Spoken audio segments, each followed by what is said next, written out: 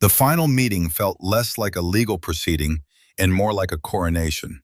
Amelia sat on one side of the polished mahogany table, flanked by her father, Marcus Thorne, a man whose presence filled a room with the dense gravity of old money. They were a portrait of victory. Amelia, in a crisp white suit that seemed to radiate its own light, looked every bit the triumphant heiress reclaiming her birthright. Marcus's expression was one of bored satisfaction, the look of a king watching a minor border dispute resolve exactly as he'd ordained. On the other side sat David. He wore a simple gray tweed jacket, a bit worn at the elbows, that seemed to absorb the light rather than reflect it. He looked, by design, like a man who had already lost. His lawyer, a quiet, meticulous woman named Ms. Albright, had a stack of papers in front of her, but the energy in the room suggested they were mere formalities. The battle was over. This was the division of the spoils. So, to summarize the primary asset distribution, Amelia's lawyer, a slick man named Peterson, announced with a theatrical flourish, Mrs. Thorne, Amelia, will retain the primary residence at 44 Willow Creek Lane, with its surrounding 10 acres. He smiled, a predatory flash of white. And Mr. Reynolds will take possession of the secondary property, the original farmhouse plot, designated Lot B, encompassing the remaining 2 acres at the far east end of the estate. Marcus coughed, a dry, dismissive sound. Possession of the teardown, you mean? Let's call it what it is. Amelia laughed, a light tinkling sound that held no warmth. It was the sound of jewels clinking together in a velvet bag. Oh, Daddy, be nice. David always loved that old ruin. He said it had character. Let him have his character. She turned her gaze to David, her eyes the color of a winter sky, holding a mixture of pity and contempt. You'll be happy there, David. It's you. The insult, wrapped in a silken bow of condescension, hung in the air. It implied he was a relic, a thing of the past, something to be discarded while she moved on to a brighter, more luxurious future. For 12 years, he had been the quiet, steady foundation she built her social life upon. The unassuming architect husband who made her seem grounded, even as she and her family systematically chipped away at his confidence. He was her pet project, the brilliant but impractical man she had tried and failed to mold into the corporate shark her father wanted. Now the project was being decommissioned. David's face remained a placid mask. He met her gaze, his own eyes a deep, steady brown. He didn't flinch. He didn't argue. Inside his worn leather briefcase, his fingers rested on the smooth, cool cover of a bound report.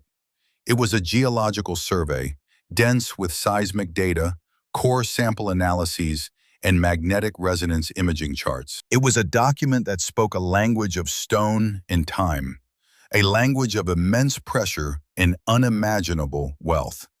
It was a secret history of the land, written in oil. He thought they were taking everything. He thought they were leaving him with nothing but a worthless pile of wood and 2 acres of dirt. They didn't know the dirt was the prize.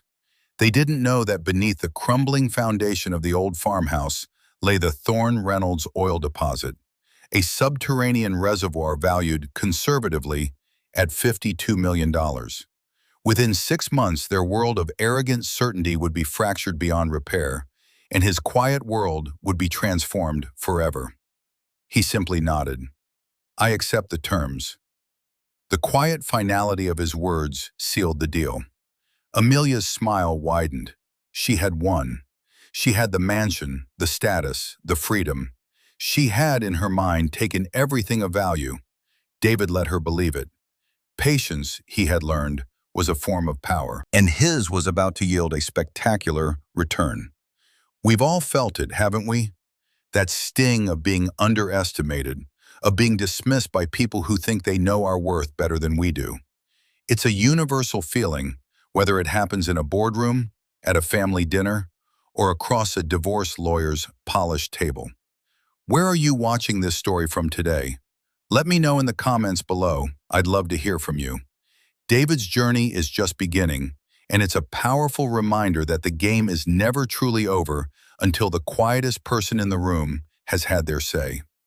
Now let's get back to the story and see how the seeds of this spectacular reversal were sown. The drive away from the lawyer's office was a study in contrasts. Amelia and Marcus departed in a gleaming black Mercedes, the engine a low, satisfied purr.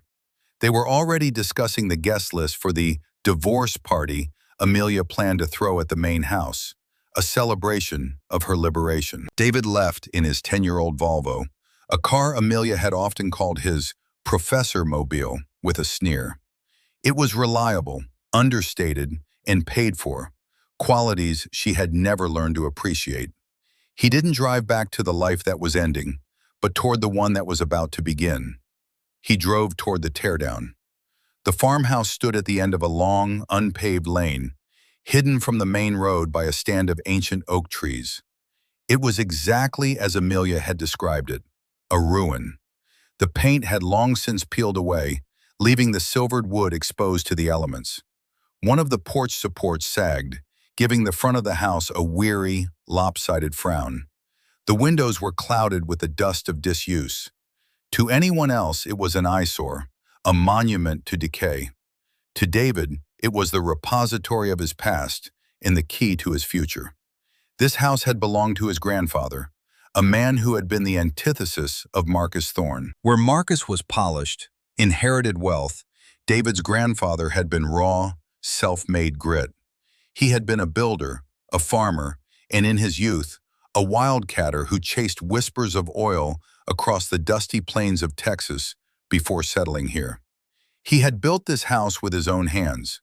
David had spent summers here as a boy, listening to his grandfather's stories, learning the language of wood, soil, and sky. He parked the Volvo and walked up the creaking steps, the key feeling solid and real in his hand. Inside, the air was thick with the scent of old wood, dust, and time.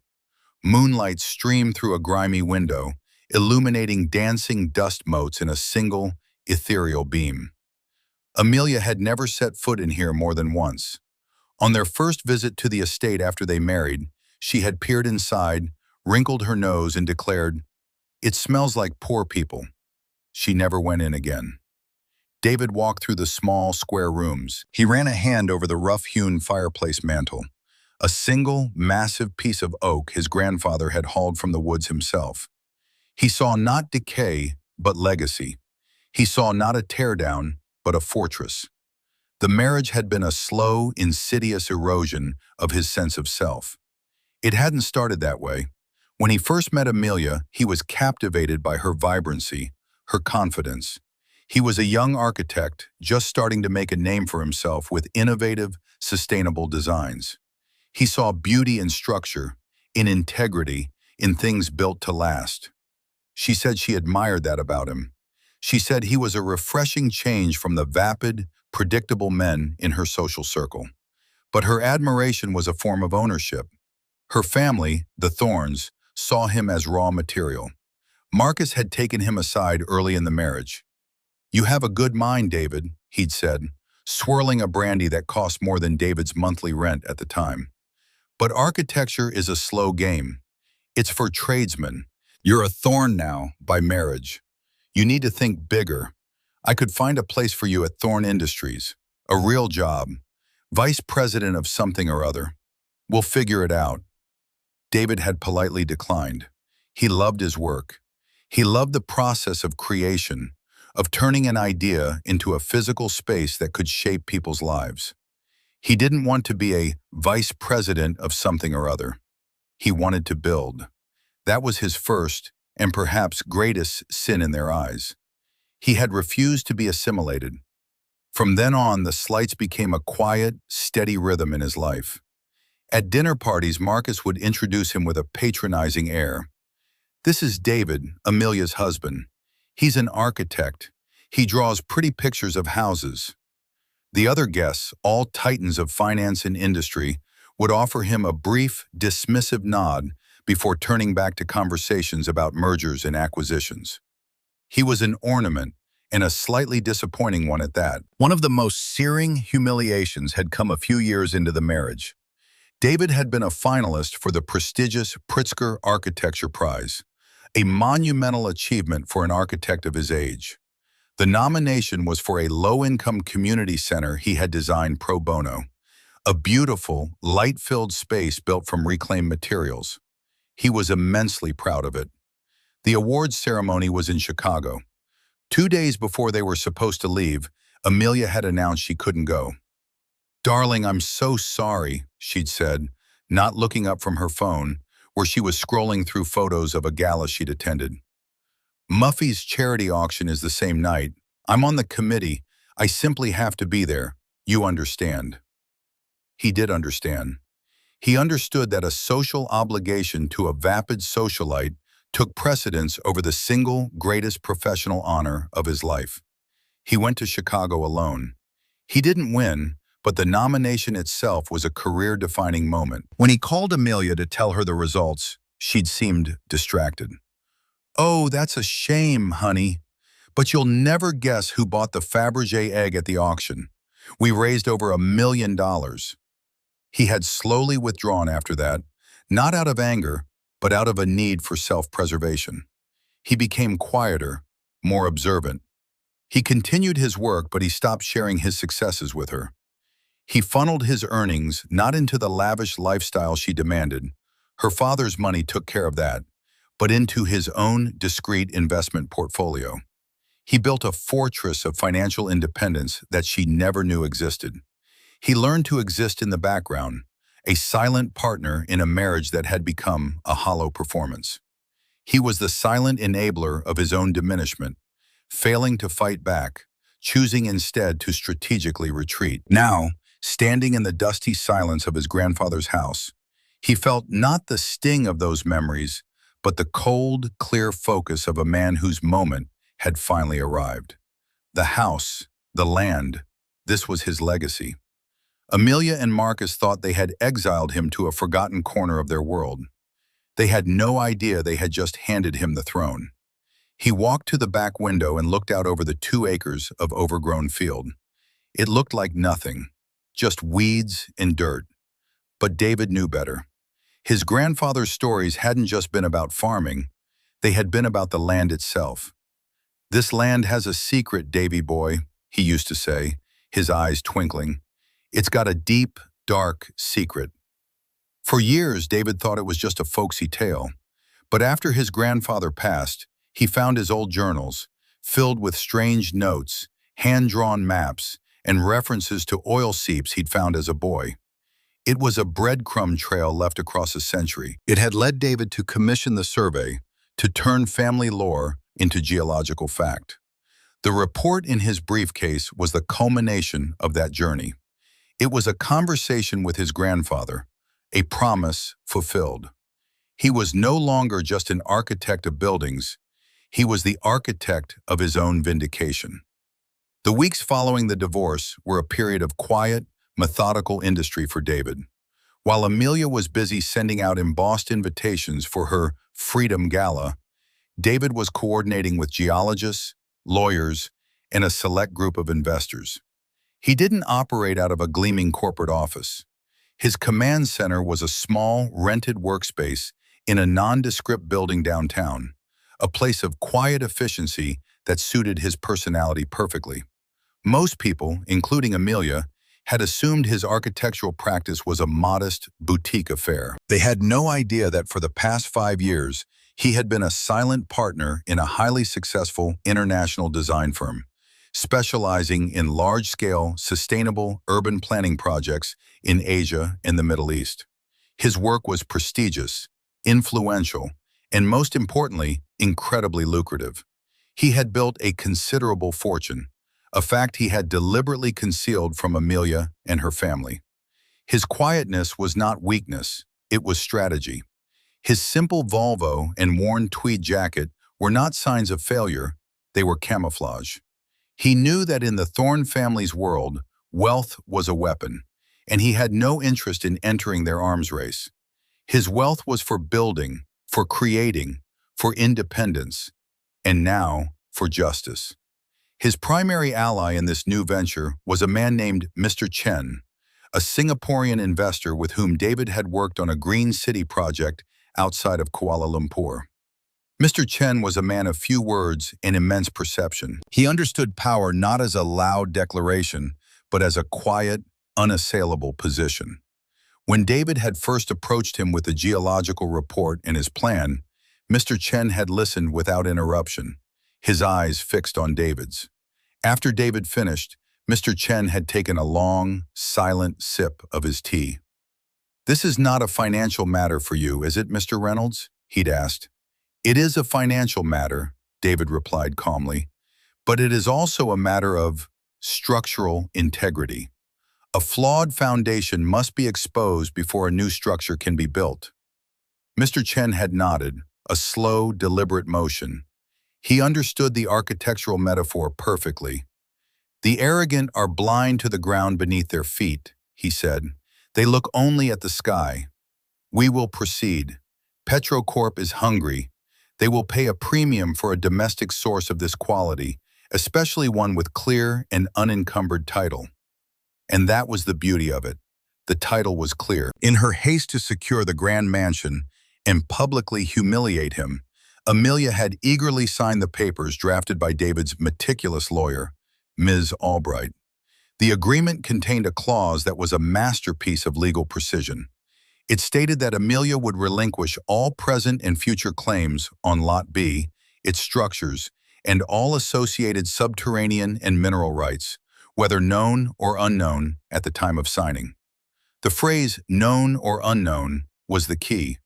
Peterson, Amelia's flashy lawyer, had likely skimmed right over it, focused only on securing the main house, the visible prize. He hadn't bothered to do a thorough title search on the worthless plot of land.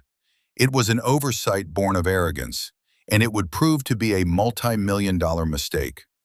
Meanwhile, life at 44 Willow Creek Lane was a whirlwind of social activity. Amelia hosted a series of lavish parties, each one more extravagant than the last. She was in her element, the queen of her domain, surrounded by a court of sycophants who praised her exquisite taste and her newfound freedom. The story of the divorce had become a popular anecdote in her circle. She would tell it with a dramatic sigh, painting David as a pitiable, unmotivated man she had generously set free. "I gave him the old farmhouse, of course," she would say, gesturing vaguely in the direction of the east end of the estate. "He was always so sentimental about it. It's best he has a place to potter about. I couldn't bear to see him completely adrift." Her friends would murmur sympathetically, shaking their heads at David's foolishness and praising Amelia's boundless generosity. Marcus Thorne, too, was enjoying the victory. He had successfully excised the one element of his daughter's life that he couldn't control. He'd brought in a new suitor for Amelia, a hedge fund manager named Julian, who was as slick and polished as a new sports car. Marcus saw Julian as a far more suitable match, a man who spoke the language of money and power. One afternoon, as David was on the porch of the farmhouse replacing a rotted floorboard, he saw Amelia's convertible cruise slowly down the lane. Julian was in the passenger seat. Amelia slowed the car to a crawl, pointed directly at the farmhouse, and said something to him. Julian threw his head back and laughed, a loud, braying sound that carried across the field. David didn't have to hear the words. He knew the tone. It was the laughter of the victor, the casual cruelty of the confident. He paused his work, hammer in hand, and watched them drive away. He felt a flicker of the old sting, the familiar ache of being an object of ridicule. But it was quickly replaced by something else, a feeling as solid and deep as the bedrock beneath his feet. It was the calm assurance of a man who holds a royal flush while his opponents are still celebrating a pair of kings. He took a slow breath, turned back to his work, and drove a new nail into the fresh wood. The sound of the hammer strikes was clean and final. Each one felt like a step closer. Each one felt like a nail in the coffin of their arrogance. He wasn't just fixing a porch, he was building a stage, and the final act was about to begin. Autumn arrived, painting the oak trees in fiery shades of red and gold. The air grew crisp, carrying the scent of wood smoke in damp earth. David had spent the last few months making the farmhouse habitable, not renovating it, but restoring it. He repaired the roof, replaced the clouded window panes with clear glass, and got the old cast-iron stove in the kitchen working again. The house was still rustic, still humble, but it was now solid, warm, and filled with a quiet dignity. It was a reflection of the man who lived there. The time had come. The contracts with Petrocorp were finalized, the initial payments secured in an escrow account, and the drilling schedule was set to begin in the spring. All the pieces were in place. All that remained was the revelation. David could have simply let them find out from the news. When the first drilling rigs appeared on the horizon, a shocking new feature on their pristine landscape. But that wasn't his way. This wasn't just about money, it was about accountability.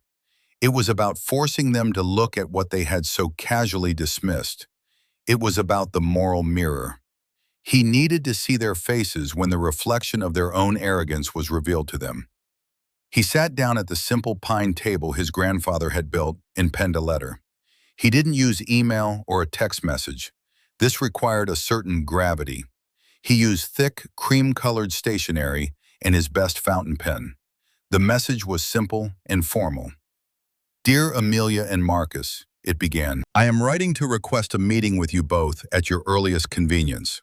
There is a final matter pertaining to the division of the estate's assets that I believe requires a direct discussion. I would suggest we meet here, at the farmhouse, this coming Saturday at 2 o'clock in the afternoon. Please let me know if this time is agreeable." He signed it simply, David. He placed the letter in a matching envelope, addressed it to the main house at 44 Willow Creek Lane, and sent it via registered mail. The formality of it, the registered delivery requiring a signature, was a calculated move. It would signal that this was not a casual request or a desperate plea. It would pique their curiosity and, more importantly, their sense of superiority. The letter arrived at the mansion 2 days later. A housekeeper signed for it and delivered it to Amelia on a silver tray as she was having breakfast on the veranda with Julian. She slid it open with a pearl-handled letter opener, her brow furrowing slightly as she read. "What is it, darling?" Julian asked, dabbing his lips with a linen napkin. "It's from David," she said, her tone a mixture of annoyance and amusement. She handed the letter to him. Julian read it and chuckled. "A final matter of shared property? Sounds ominous. What do you suppose he wants? Did he find a leaky pipe he can't afford to fix?" "Probably," Amelia said, waving a dismissive hand. "He's likely run through his savings and wants to contest the settlement. He wants a handout. It's pathetic, really. Are you going to go?" "Oh, I have to," she said with a dramatic sigh. "Daddy will want to be there. He'll put him in his place once and for all. It might even be entertaining, seeing him in that dusty hovel, begging for scraps. It's the perfect end to the story, don't you think?" She smiled, the picture of magnanimous pity. She called her father immediately. Marcus's reaction was one of irritation. "What does he want now? Hasn't he taken up enough of our time?" "He says it's about the property, Daddy. He wants us to meet him at the farmhouse." Marcus was silent for a moment. His mind, ever the calculator of risk and advantage, turned the possibilities over. "Fine," he said finally. "I'll be there. It's time we made it clear that the books are closed. Permanently." He envisioned a short, brutal meeting where he would crush whatever pathetic hope David was clinging to.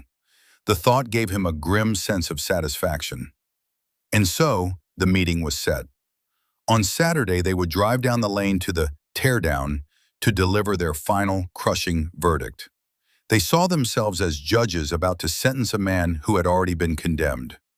The days leading up to the meeting were filled with a palpable stillness. David prepared the farmhouse as if he were setting a stage. He cleaned the new windows until they sparkled, allowing the bright autumn light to flood the main room. He polished the old pine table until it shone with a soft luster. He placed 3 simple, ladder-back chairs around it, 1 for him, 2 for them. In the center of the table, he placed a single, slim folder made of plain manila cardstock. It contained 3 documents: the Geological Survey summary, the signed contract with Petrocorp, and a copy of the divorce decree. On the morning of the meeting, a light fog hung over the fields, muting the world in a soft, gray light. By midday it had burned off, leaving behind a sky of brilliant, cloudless blue. The air was cool and still. It was the quiet before the storm. David sat in his chair, facing the door, and waited. He was not nervous. He felt a profound sense of calm, the calm of an architect who has reviewed the blueprints 1,000 times and knows with absolute certainty that the structure is sound. The foundation was flawless. The reckoning was about to be built upon it. At precisely 2 o'clock, the sound of an engine, much too powerful and aggressive for the quiet country lane, announced their arrival. The black Mercedes crunched to a halt on the gravel outside. The car doors opened and closed with solid, expensive thuds. A moment later, 2 figures appeared in the doorway, their sharp, tailored silhouettes framed against the bright afternoon sun. Amelia and Marcus stepped inside, bringing with them a chill that had nothing to do with the autumn air. They were dressed for a corporate takeover, not a visit to a rustic farmhouse. Amelia wore a severe black dress and sunglasses so dark they looked like voids. Marcus was in a bespoke suit, his silver hair perfectly coiffed. They paused just inside the door, their eyes sweeping the room with undisguised disdain. "Well," Amelia said, removing her sunglasses with a slow, deliberate motion, "it's certainly clean." "You've been busy, David." The compliment was laced with poison, implying his life had been reduced to simple housekeeping. Marcus didn't bother with such subtleties. "Let's get this over with, David," he said, his voice clipped and impatient. He did not sit. "What is this all about? If you're here to ask for money, the answer is no." The settlement was more than generous. David remained seated, his hands resting calmly on the table. He gestured to the 2 empty chairs opposite him. "Please," he said, his voice even and low. "Sit down. This won't take long." Amelia exchanged a look with her father, a small conspiratorial smirk. They were indulging him, playing along with his little drama. They sat, their posture stiff and imperious, like monarchs holding court in a peasant's hut. "Thank you for coming," David began, his gaze moving from Marcus to Amelia and back again. He let the silence stretch for a moment, forcing them to lean into it. "I asked you here to discuss a final asset related to this property, an asset that was not properly valued during the settlement." Marcus scoffed. "Not properly valued? It's a 100-year-old shack on 2 acres of weeds. Its value is in the land, and even that is negligible. We were generous to let you have it at all." "You're right," David said, his agreement so unexpected it momentarily silenced them. "You did let me have it. I believe your words, Amelia, were, 'Let him have his dirt patch.' You called it a teardown. You said it was worthless." He wasn't accusing, he was cataloging. He delivered the lines as simple, indisputable facts, holding up the moral mirror so they could see their own words reflected back at them. Amelia shifted uncomfortably in her chair. "We're not here to reminisce, David," she said sharply. "What is your point?" "My point," David said, his voice still unnervingly calm, "is that your assessment of the property was inaccurate." He reached forward and with a quiet, deliberate motion, opened the manila folder. He slid the first document across the polished surface of the table. It was the summary page of the Geological Survey, dominated by a colorful, topographical map showing a massive, deep red anomaly directly beneath the farmhouse. Marcus glanced at it, his expression one of bored confusion. "What is this? Some kind of soil report? Are you trying to tell us there's a drainage problem?" "It's a seismic survey," David said. "It shows what's under the soil, about 9,000 feet under." He let that sink in. Then he slid the second document across the table. It was the cover page of the Petrocorp contract. The logo was large and unmistakable. This time Marcus's attention sharpened. He was a businessman. He knew that logo. He snatched the paper from the table, his initial boredom instantly replaced by a flicker of alarm. Petrocorp, what does this have to do with you? They've taken an interest in my dirt patch, David said quietly. He leaned forward slightly, his eyes holding Marcus's. They've taken an interest in the Thorne Reynolds oil deposit. That's the name they've given it. The words landed in the silent room with the force of a physical blow. Amelia stared at David, her mouth slightly agape, a look of pure, uncomprehending shock on her face. Oil? Here? It was an absurd, impossible idea. Marcus's face, however, was a different story. The condescension was gone, vaporized. In its place was the frantic, calculating look of a man who senses a catastrophic misstep. His eyes darted from the contract to David's calm face and back again. "This is a joke," he stammered, but the words lacked conviction. "I assure you, it's no joke," David said. He looked at Amelia, whose world seemed to be tilting on its axis. "The initial survey estimates a reservoir of light sweet crude. The most conservative valuation, based on current market prices, places the deposit's worth at approximately $52 million. Silence. A profound, ringing silence filled the room, broken only by the sound of a log settling in the cold fireplace. $52 million. The number was obscene. It was a fantasy. And yet the grim reality of it was sitting on the table in the form of a legally binding contract with one of the largest energy corporations in the world.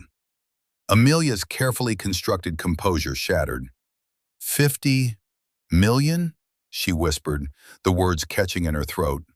She looked around the rustic room, at the plain wooden walls and the simple furniture, as if trying to reconcile this humble setting with the astronomical sum David had just named. The room suddenly seemed to her not like a hovel, but like a treasure chest she had willingly, stupidly given away. Marcus's mind was racing, cycling through denial, rage, and a desperate search for an angle, a loophole. As a lifelong businessman, he understood the language of contracts and assets better than anyone. He flipped through the pages of the Petrocorp agreement, his hands trembling slightly. He saw the numbers, the signatures, the clauses outlining royalty payments and drilling rights. It was real. It was all horribly real. "This is a shared asset," he snarled, his voice a low growl. He dropped the contract on the table and pointed a finger at David. "This is a marital asset. The divorce settlement, it doesn't matter when it was discovered. It originated during the marriage. We will sue. We will take you for every penny." He was trying to regain control, to reestablish the old power dynamic through threats and intimidation. He was Marcus Thorne. He did not lose. David watched him, his expression one of almost clinical detachment. He let Marcus's tirade fill the room, and then, when the older man finally ran out of breath, David reached into the folder one last time. He produced the third document. It was a copy of the divorce decree. He didn't slide it across the table, he simply held it. "Page 7, Section 4, Subclause B," he said, his voice as precise as a surgeon's scalpel. "Ms. Albright, my lawyer, was very particular about the wording. I'll read it for you." He cleared his throat and read in a clear, measured tone. "The party of the second part, Amelia Thorne, does hereby relinquish all present and future claims, rights, and interests in the real property designated as Lot B, including any and all structures thereupon, and all associated subterranean and mineral rights, whether known or unknown at the time of this agreement's execution." He placed the document on the table on top of the others. "Known or unknown," he repeated softly. "Your lawyer, Mr. Peterson, was so focused on securing the mansion that he didn't bother with a deep title search on the Teardown. He didn't question the clause. You were in such a hurry to be rid of me and this place that you signed it without a second thought." The full weight of the situation finally crashed down on them. It wasn't just that David had found oil. It was that they had, with their own signatures, on the advice of their own expensive lawyer, handed it to him. They had been so blinded by their arrogance, so certain of his worthlessness and the worthlessness of his property, that they had orchestrated their own catastrophic defeat. The power in the room had not just shifted, it had inverted with the gravitational force of a collapsing star. David, the man they had pitied and mocked, was now in a position of unassailable strength. And they, the victors, the elites, were the ones left with nothing. Amelia was the first to break. The shock gave way to a desperate, panicked pleading. The mask of the haughty Ice Queen dissolved, revealing a frightened woman on the verge of hysteria. "David, no," she said, her voice cracking. She reached a hand across the table, as if to touch his arm, but stopped short. "David, please. We were married for 12 years. We built a life together. You can't do this to me, to us." Her appeal to their shared history was so jarringly out of place, so transparently self-serving, that it was almost pathetic. She was trying to find a key to a lock that no longer existed. David looked at her, and for the first time, a flicker of emotion showed in his eyes. It wasn't anger or triumph. It was a deep, profound sadness. "Us?" he asked, the words soft but heavy. "Amelia, when was there ever an us? When did you ever see me as an equal partner? When did you ever defend me when your father publicly belittled my work, my passion, my very identity?" He leaned back in his chair, the quiet architect once more, laying out the blueprint of their failure. "This was never about doing something to you. This is the result of what you did. You placed a value on everything. You valued the mansion, the cars, the parties, your social standing. You valued this land at zero. You valued me at zero. It turns out your valuation was simply inaccurate."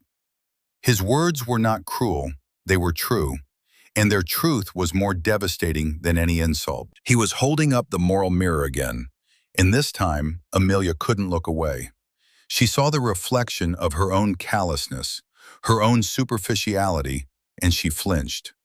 The tears that welled in her eyes were not just for the lost money, they were for the sudden, stark realization of her own character. Marcus, however, was not a man given to introspection. He saw a deal slipping away, and his instincts took over. The threats had failed, so he switched to negotiation. He smoothed his suit jacket, attempting to gather the tattered remnants of his authority. "All right, David," he said, his voice now slick with a forced collegiality. "Let's be sensible about this. You've made your point. You're a cleverer man than I gave you credit for. I admit it." It was a monumental concession for him, and it cost him dearly to say it. "But this is too big for one person to handle. You need infrastructure. You need political leverage. Thorn Industries can provide that. Let's form a partnership. We'll create a subsidiary. You'll be chairman, of course. We'll split the profits, 60-40. In your favor, naturally. It's the smart play." He was offering David a place at the table, the very thing David had been denied for more than a decade. He was offering him a promotion, a title, a piece of the empire.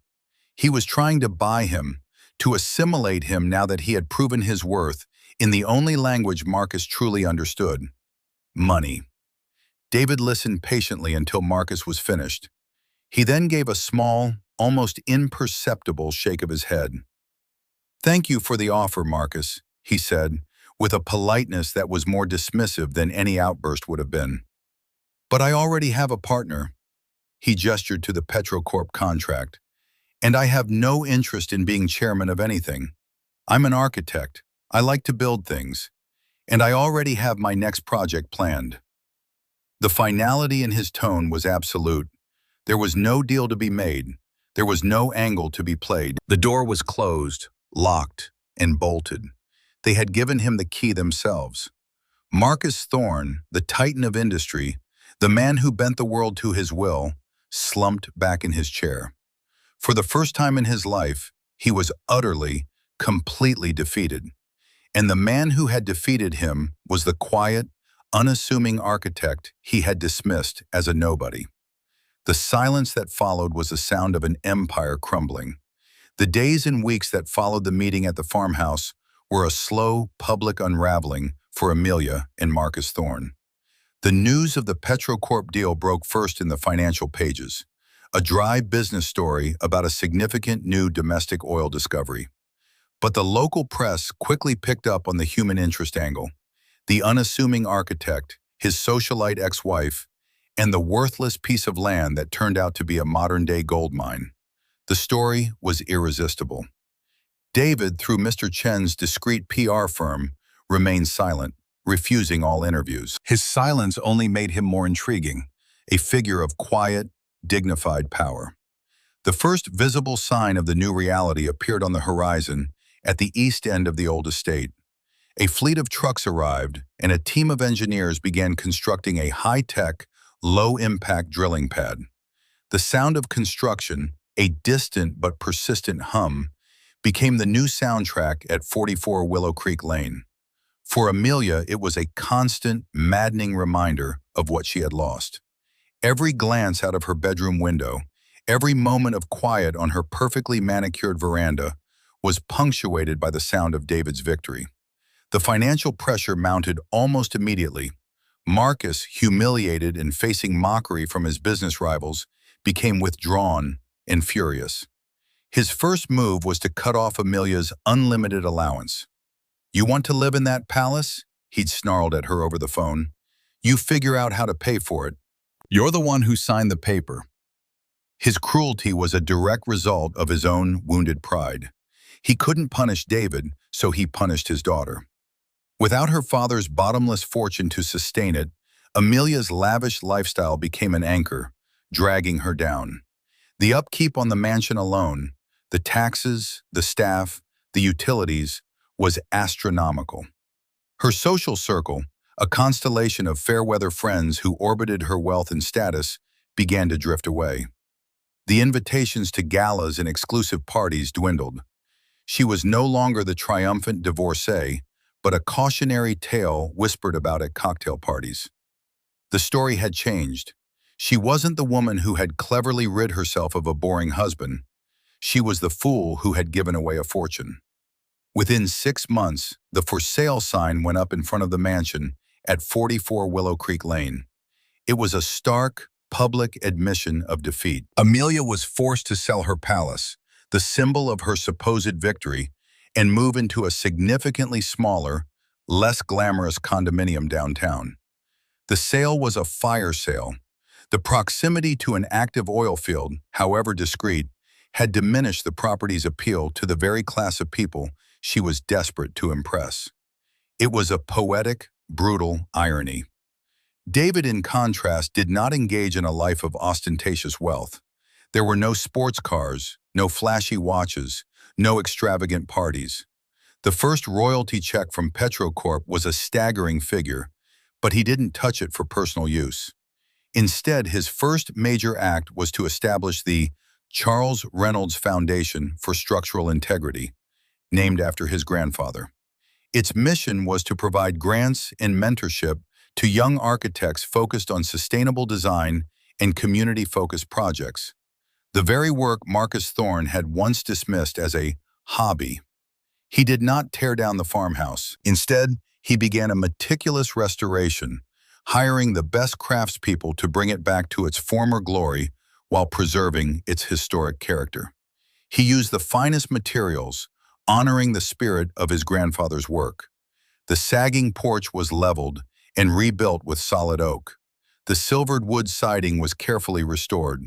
The interior was transformed into a space of simple, elegant beauty, a testament to his own aesthetic of clean lines and honest materials. It became his home and the headquarters for his foundation. One crisp spring afternoon, as the restoration was nearing completion, a familiar black sedan pulled up the lane. It was Mr. Chen.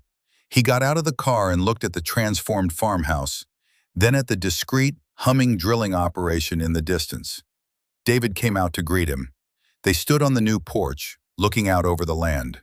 The view was of the rolling hills and the ancient oak trees, a picture of pastoral peace. "You have built something remarkable here, David," Mr. Chen said, his gaze sweeping over the scene. He wasn't just talking about the house. I had a good blueprint, David replied, thinking of his grandfather. Justice requires a certain architecture, Mr. Chen recalled, quoting David's own words back to him. He smiled faintly. This is a very sound structure. It is built on a flawless foundation. David nodded, a sense of profound peace settling over him. He had not sought revenge. He had sought balance. He had not destroyed his enemies. He had simply allowed the weight of their own arrogance to bring them down. His victory was not in their ruin, but in his own quiet creation. He had taken a place they deemed worthless and made it the center of his world. A world built not on status or appearances, but on integrity, purpose, and a quiet, unshakable sense of self. The architect had completed his masterpiece. A year after the sale of the mansion, David received an email. The sender was simply Amelia Thorne. The message was short and devoid of the artifice that had once defined her. Could we meet for coffee? There is something I need to say. David hesitated. He had no desire to reopen old wounds, no need to see the extent of her fall from grace. He had moved on, and his life was full and rewarding. But there was something in the simplicity of the request that felt different. It lacked the familiar notes of manipulation or demand. Against his better judgment, he agreed. They met at a small, anonymous cafe downtown, far from the trendy spots she used to frequent. When she walked in, he almost didn't recognize her. The severe, high-fashion armor was gone. She wore simple jeans and a sweater. Her hair was pulled back without elaborate styling, and her face was free of the heavy makeup she once wore like a mask. She looked smaller, more human. The brittle, icy edge was gone, replaced by a quiet weariness. She sat down, and for a long moment, simply stirred her coffee, avoiding his eyes. "Thank you for coming," she said finally, her voice soft. "Amelia," he acknowledged with a nod. "I've had a lot of time to think this past year," she began, her gaze fixed on the swirling liquid in her cup. "About everything. About that day at the farmhouse." She took a deep breath. "I've replayed that conversation in my head 1,000 times, and you were right, about all of it." She finally looked up, and he saw in her eyes not the calculating glint of an angle shooter, but the deep, painful clarity of someone who has been forced to confront an ugly truth about themselves.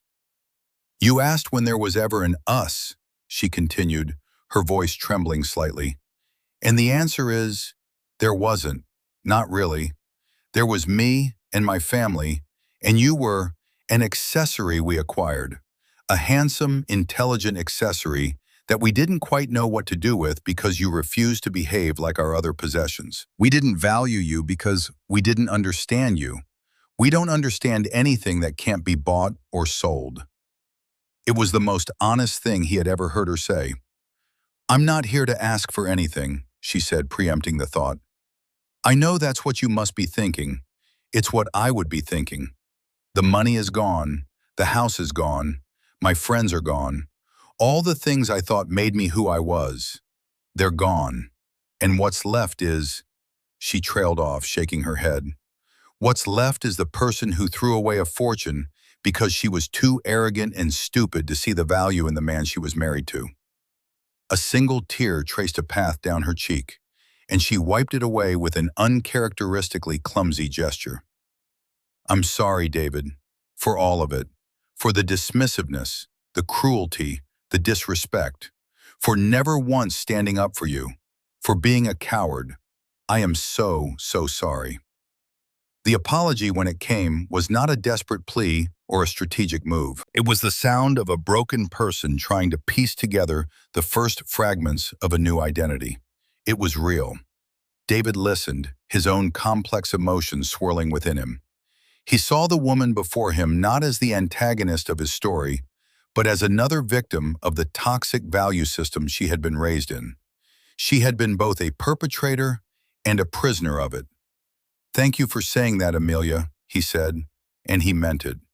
"It takes courage to face that." He felt a sense of closure, but not reconciliation.